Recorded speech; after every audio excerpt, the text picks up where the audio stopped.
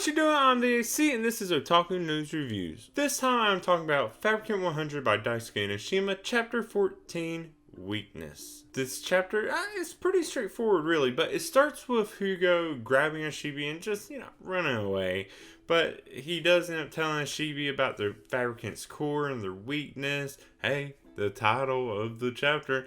But it's pretty much how Fabricants are started. It's pretty much like, it's shaped like a heart, but I assume it's where they started, what makes them have any kind of life, I guess you can say.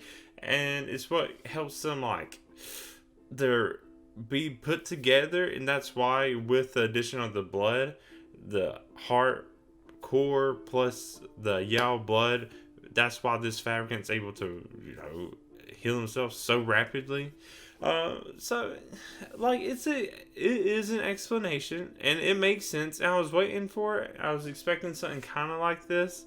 Didn't put two to two together, like, oh, they will work together in that. I thought maybe there was something else, but no, that makes sense. I don't know, it feels a little bit underwhelming, but I just can't really complain about it, because, yeah, it works fine. And then after, this whole explanation, they make a plan. But before that, Hugo also apologizes. He admits, like, he's never really had this kind of suffering like Ashibi, and no one at Mort Safe is really welcoming, and he's, included, and I guess not included. He probably wasn't accepted that easily either, and he's not that welcoming to Ashibi either. So, yeah, there's some little, not really ill feelings, but, hey, he apologized for whatever he felt like he was doing. And then we cut back to 100 still struggling with the Fabricant, which is so disappointing, because we ended the last chapter with Fabricant hurting Ashibi and causing 100 to get so mad, and 100 pretty much threatening to torture this Fabricant and wishing his immortality wasn't a thing. It was like it was supposed to be so cool, and then it's like we cut 100 still just struggling, kind of like, I guess nothing too bad, but it's like this should have been dealt with already. Whatever. But Hugo falls from the ceiling, blocks this Fabricant's eyes by throwing up a handkerchief. And actually, this Fabricant admits, like, he can track Hugo, but I guess physically this Fabricant can't keep up with its speed, which is an interesting thing, that it just goes to show how fast Hugo actually is. And I mean, apparently 100 has trouble with it, but Hugo can, like, outspeed it. That's weird. But of course, this Fabricant isn't that threatened by it. He's like, whatever, what is this going to do? And then Ashibi falls through the ceiling, holds the blindfold in place, and threatens the Fabricant that if he tries to shake Ashibi off, it could kill him. And I don't know what kind of threat that actually is. It's like, okay, you're dead, so what? The parts of your family it took were definitely dead, so it's not like he needs him alive that much. Or, kill him, it means he's not matured yet, and so his blood isn't going to be as useful. And we know this Fabricant likes farming.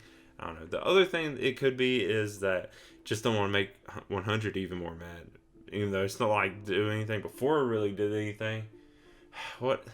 I don't know. The more I talk about this chapter, the more it's kind of just like, kind of a letdown. I don't know. Anyways, then Ashibi takes the badge, more safe badge. Hugo gives it to him to touch this Fabricant, and exposes the core location. This Fabricant thought he could just, like, eventually figure out a way to get Ashibi off and not give 100 a chance to take the time to find his core, because 100 should know where the core, or should know that all Fabricants have cores, and it's just not where it is. So it'll take time. And it turns out this Fabricant's core is in its leg, which explains why in the previous chapter, when he was cut in half, his legs could still walk, because, yeah, and it's kind of silly too. Oh man, this chapter, it seemed a little cooler, not that amazing, while I was reading it, but now that I talk about it, it's like, I have mixed feelings about it. Anyways, 100 just slices straight down its leg, and that's it. We get to see its core broke, and with this Fabricant's dying thought, it was just of the child that with beautiful hands, being thankful to this Fabricant, even though The kid's in pain, and that, if anything, is the most interesting part. And it goes back to like when this whole little arc started of seeing this mysterious little kid, but we don't really know this kid's fate. It seems like there's going to be even more to do with this Fabricant, or the something to do with Fabricant, even if the Fabricant's dead or not. So